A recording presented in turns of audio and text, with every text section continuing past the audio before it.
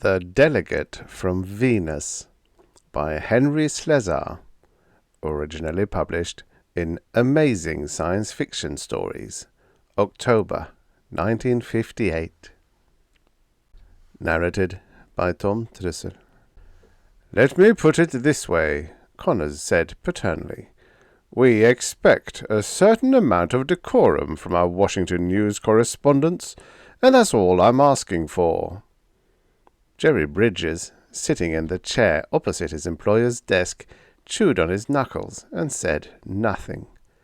One part of his mind wanted him to play it cagey, to behave the way the newspaper wanted him to behave, to protect the cozy Washington assignment he had waited 4 years to get. But another part of him, a rebel part, wanted him to stay on the trail of the story he felt sure was about to break.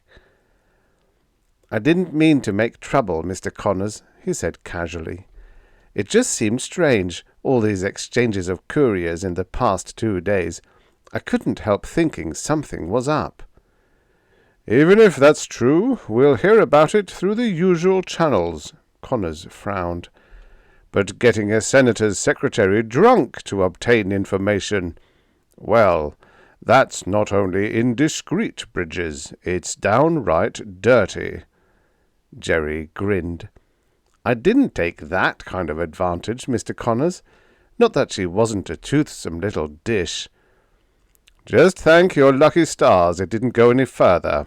And from now on," he waggled a finger at him, "watch your step."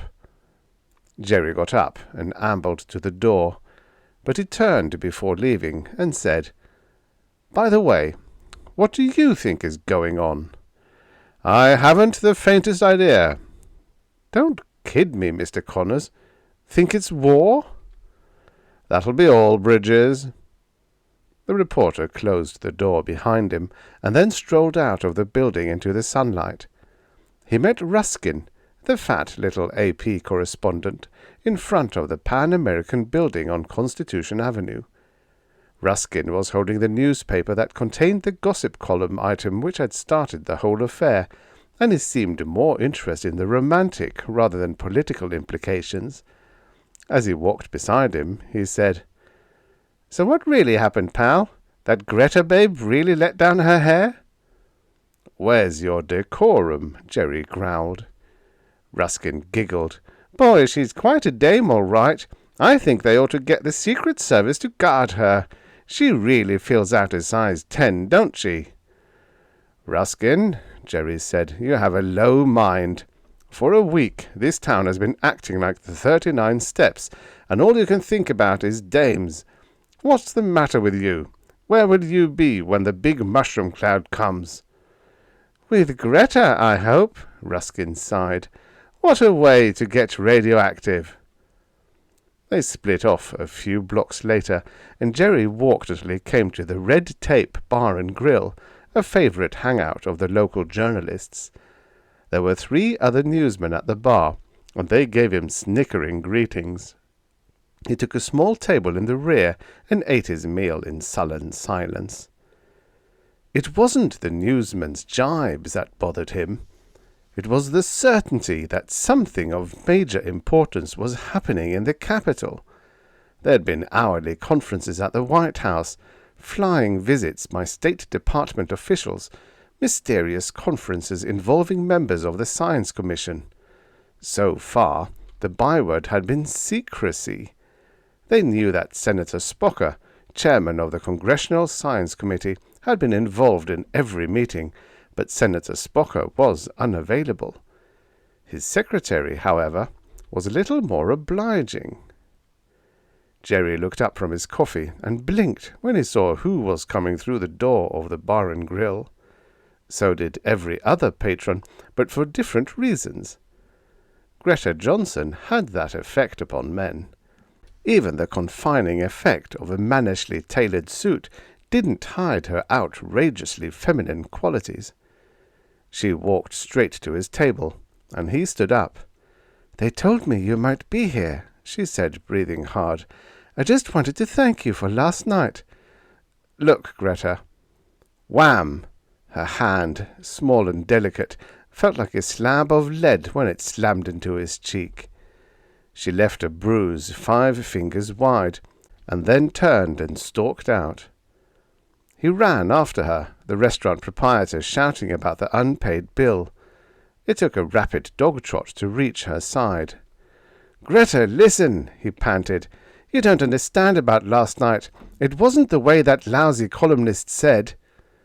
She stopped in her tracks. "I wouldn't have minded so much if you'd gotten me drunk, but to use me, just to get a story." "But I'm a reporter, damn it. It's my job.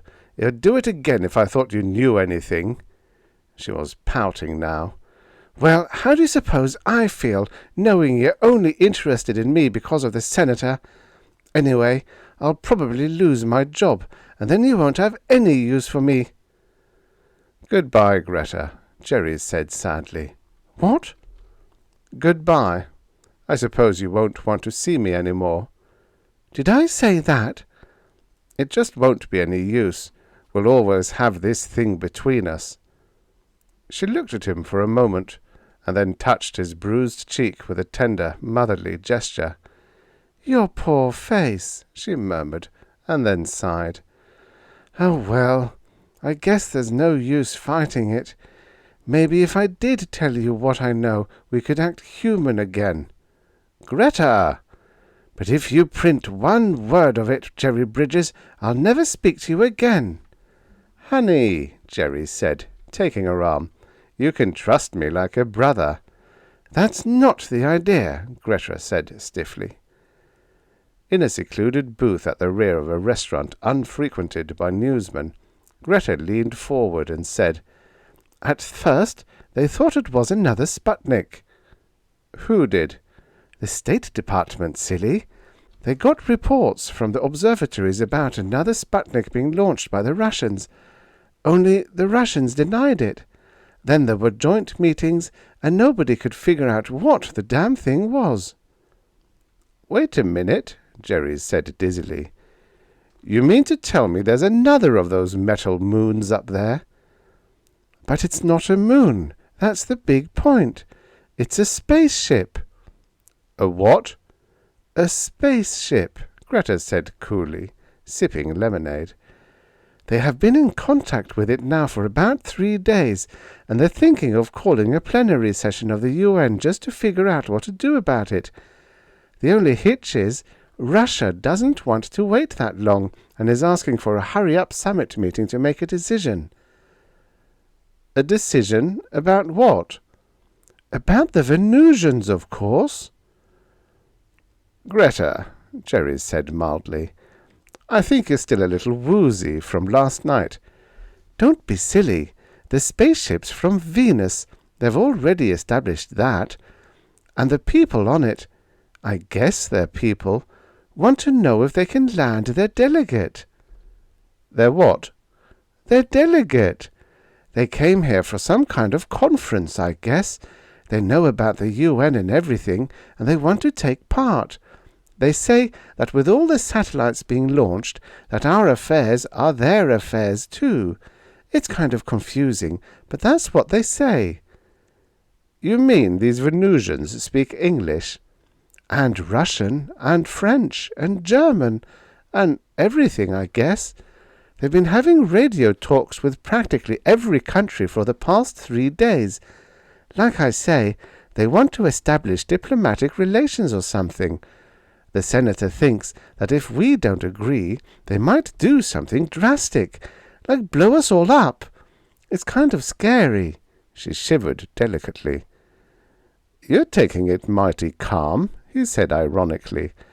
"Well, how else can I take it? I'm not even supposed to know about it, except that the senator is so careless about—" She put her fingers to her lips. "Oh dear, now you really think I'm terrible." "Terrible? I think you're wonderful." "And you promised not to print it?" "Didn't I say I wouldn't?" "Yes, but you know, you're a liar sometimes, Jerry. I've noticed that about you." "The press secretary's secretary.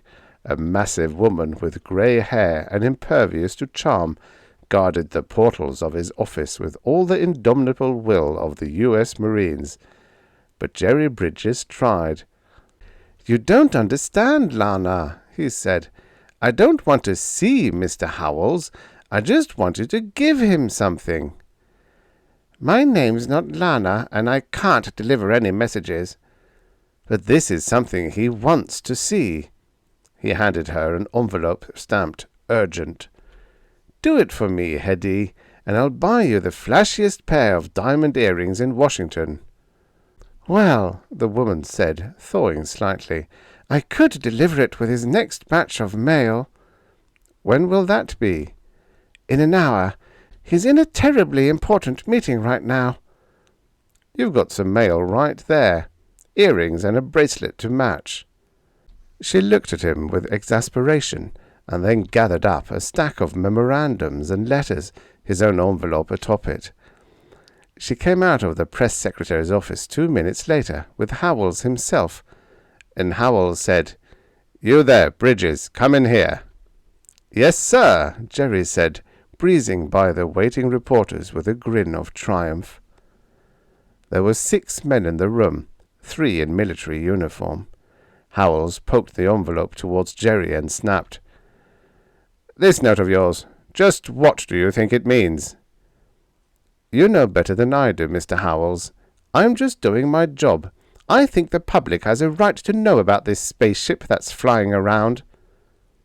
His words brought an exclamation from the others. Howells sighed and said, "Mr. Bridges, you don't make it easy for us. It's our opinion that secrecy is essential, that leakage of the story might cause panic. Since you're the only unauthorized person who knows of it, we have 2 choices. One of them is to lock you up." Jerry swallowed hard. "The other is perhaps more practical," Howells said. "You'll be taken into our confidence and allowed to accompany those officials who will be admitted to the landing site. But you will not be allowed to relay the story to the press until such a time as all correspondents are informed. That won't give you a scoop, if that's what you call it, but you'll be an eyewitness. That should be worth something." "It's worth a lot," Jerry said eagerly. "Thanks, Mr. Howells." "Don't thank me. I'm not doing you any personal favor. Now about the landing tonight. You mean the spaceship's coming down?" "Yes. A special foreign ministers' conference was held this morning, and a decision was reached to accept the delegate. Landing instructions are being given at Los Alamos, and the ship will presumably land around midnight tonight. There will be a jet leaving Washington Airport at 9, and you'll be on it. Meanwhile, consider yourself in custody."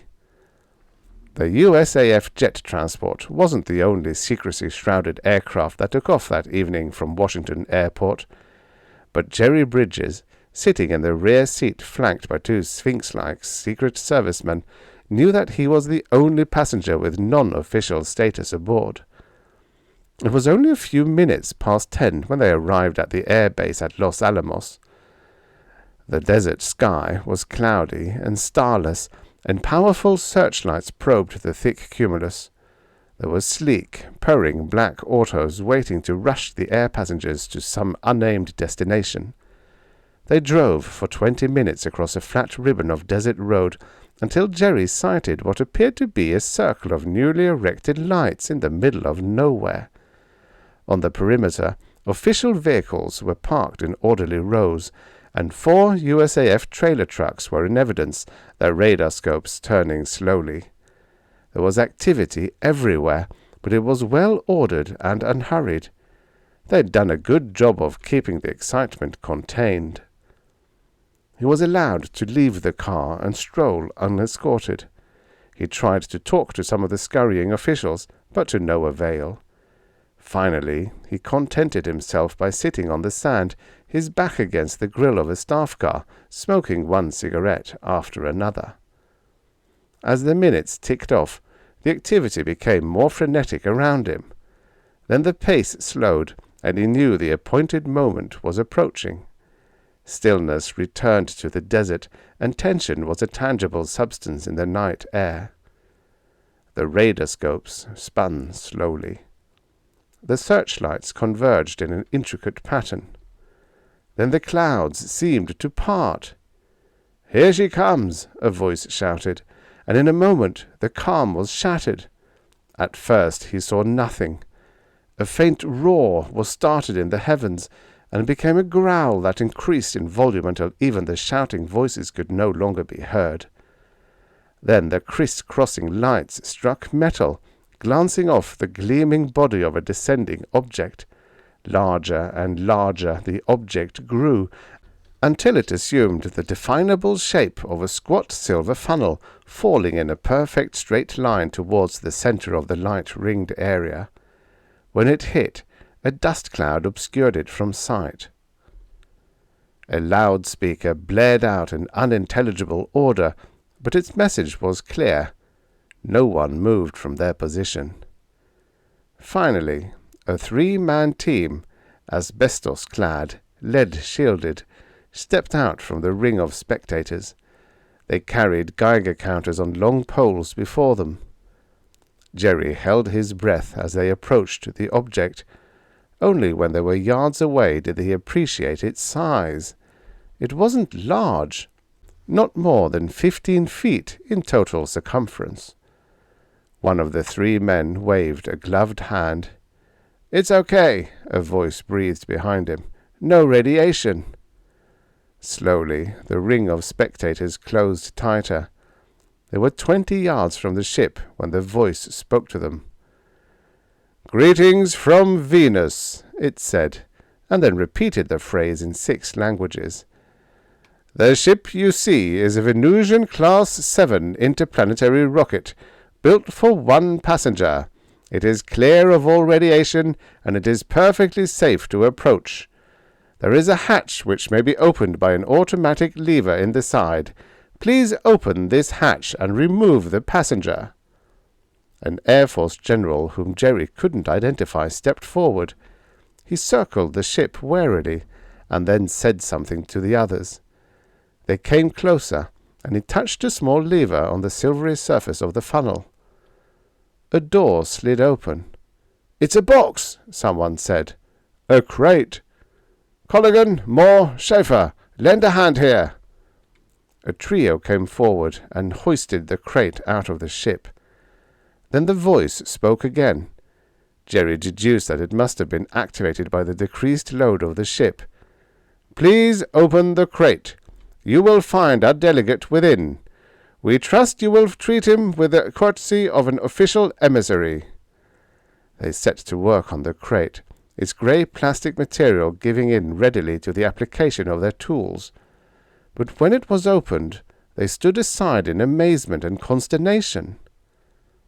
There were a variety of metal pieces packed within, protected by a filmy packing material. "Wait a minute," the general said. "Here's a book." He picked up a grey-bound volume and opened its cover. "Instructions for assembling Delegate," he read aloud. "First, remove all parts and arrange them in the following order. A1, Central Nervous System Housing. A2. He looked up. "It's an instruction book," he whispered. "We're supposed to build the damn thing." The Delegate, a handsomely constructed robot almost 8 feet tall, was pieced together some 3 hours later by a team of scientists and engineers who seemed to find the Venusian instructions as elementary as a blueprint in an erector set. But simple as the job was, they were obviously impressed by the mechanism they had assembled. It stood impassive until they obeyed the final instruction. "Press button K." They found button K and pressed it. The robot bowed. "Thank you, gentlemen," it said in sweet, unmetallic accents. "Now, if you will please escort me to the meeting place." It wasn't until 3 days after the landing that Jerry Bridges saw the delegate again, along with a dozen assorted government officials, army officers, and scientists. He was quartered in a Quonset hut in Fort Dix, New Jersey. Then, after 72 frustrating hours, he was escorted by Marine Guard into New York City. No one told him his destination, and it wasn't until he saw the bright strips of light across the face of the United Nations building that he knew where the meeting was to be held. But his greatest surprise was yet to come. The vast auditorium which housed the General Assembly was filled to its capacity, but there were new faces behind the plaques which designated the member nations. He couldn't believe his eyes at first, but as the meeting got under way, he knew that it was true.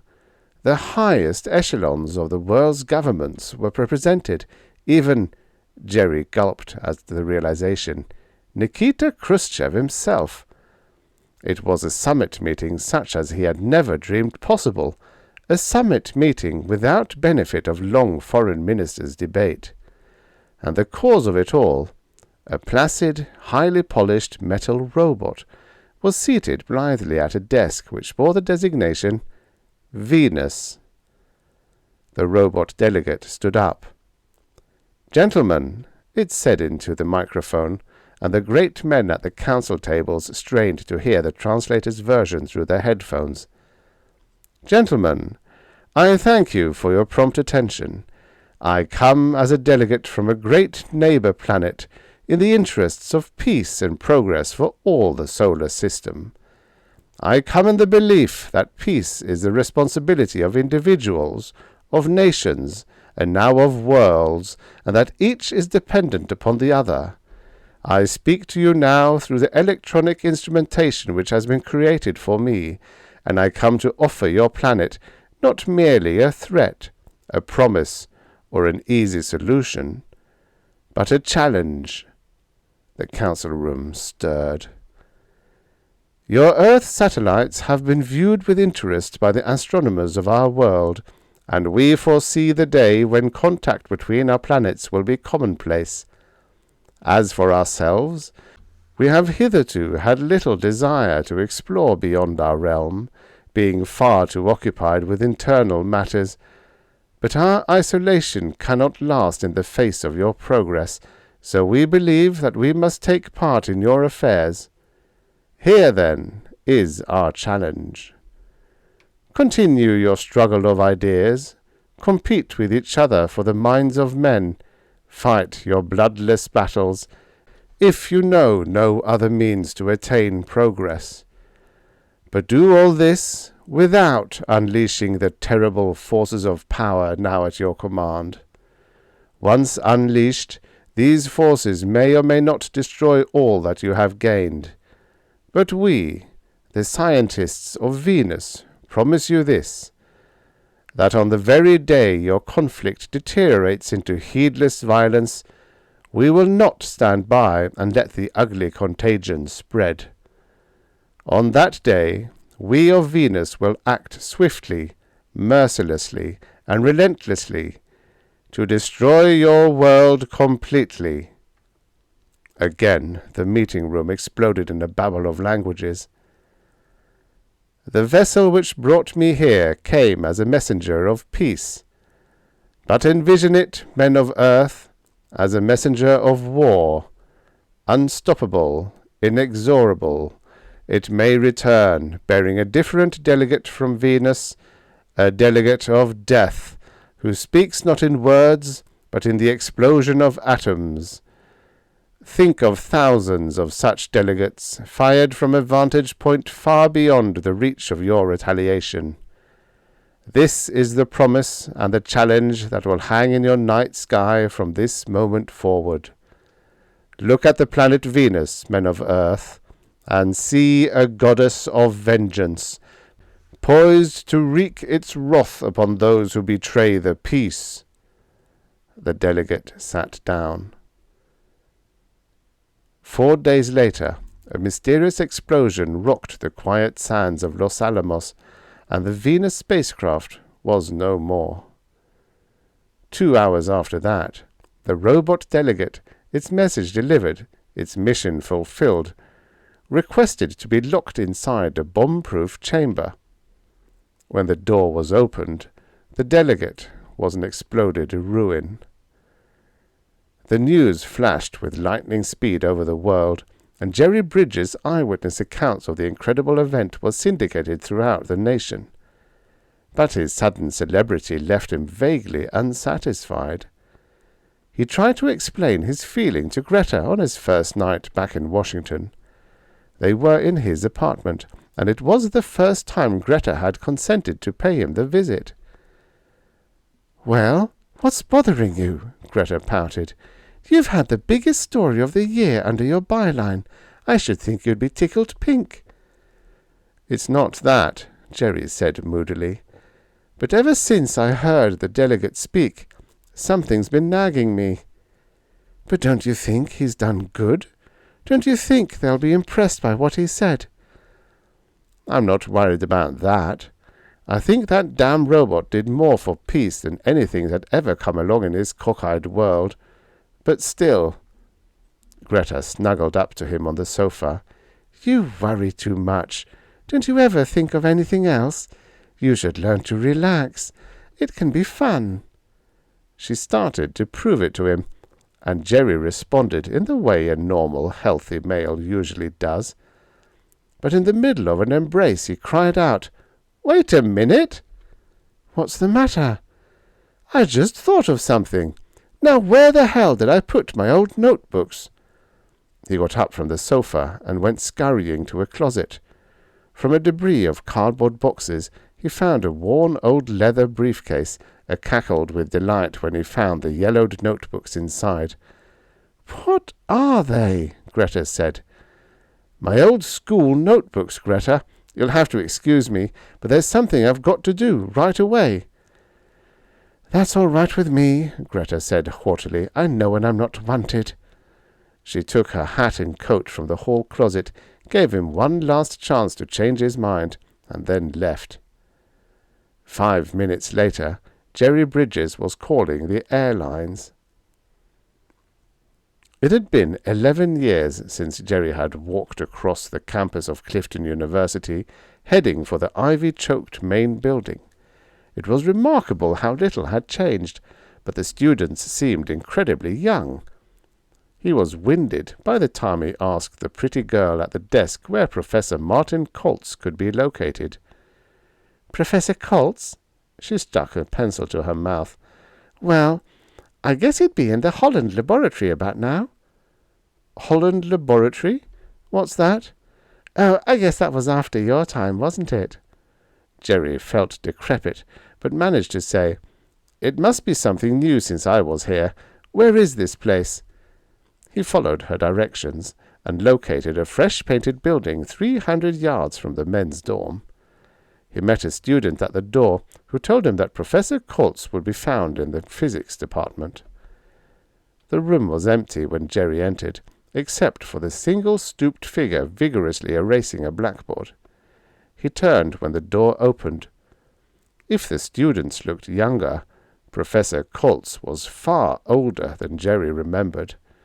He was a tall man with an unruly confusion of straight grey hair. He blinked when Jerry said, "Hello, Professor. Do you remember me, Jerry Bridges?" "Of course. I thought of you only yesterday when I saw your name in the papers." They sat at facing student desks and chatted about old times.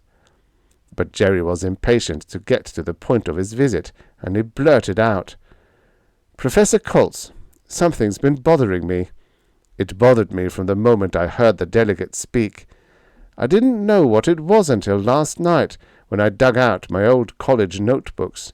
Thank God I kept them." Coltz's eyes were suddenly hooded. "What do you mean, Jerry?" "There was something about the robot's speech that sounded familiar. I could have sworn I'd heard some of the words before. I couldn't prove anything until I checked my old notes, and here's what I found." He dug into his coat pocket and produced a sheet of paper. He unfolded it and read aloud.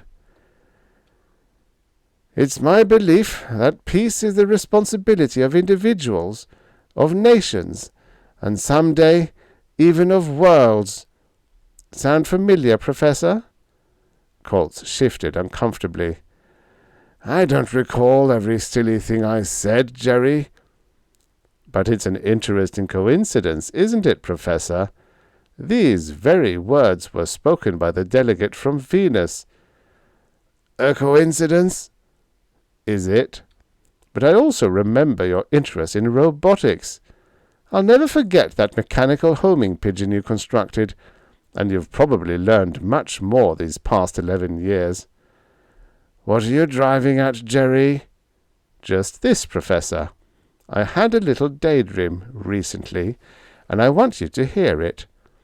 I dreamed about a group of teachers, scientists, and engineers, a group who was suddenly struck by an exciting, incredible idea, a group that worked in the quiet and secrecy of a university on a fantastic scheme to force the idea of peace into the minds of the world's big shots. Does my dream interest you, Professor? Go on. Well, I dreamt that this group would secretly launch an Earth satellite of their own and arrange for the nose cone to come down safely at a certain time and place. They would install a marvelous electronic robot within the cone, ready to be assembled. They would beam a radio message to Earth from the cone, seemingly as if it originated from their spaceship. Then, when the robot was assembled, they would speak through it to demand peace for all mankind. Jerry, if you do this— You don't have to say it, Professor. I know what you're thinking.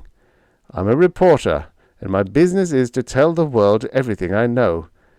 But if I did it, there might not be a world for me to write about, would there? No thanks, Professor. As far as I'm concerned, what I told you was nothing more than a daydream.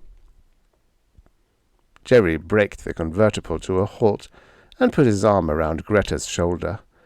She looked up at the star-filled night and sighed romantically. Jerry pointed. That one. Greta shivered closer to him. And to think what that terrible planet can do to us. Oh, I dunno. Venus is also the goddess of love. He swung his other arm around her, and Venus winked approvingly.